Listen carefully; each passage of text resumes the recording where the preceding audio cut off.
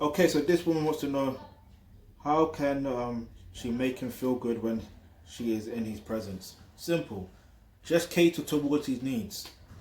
Yeah? Because when you cater towards his needs, he's going to feel good. When you're a pure feminine woman, your aura, your presence, this will make him feel good. Do you understand?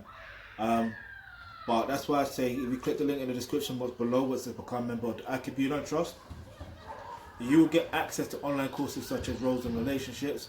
In that course right there, you'll learn exactly how to develop yourself as a pure feminine woman.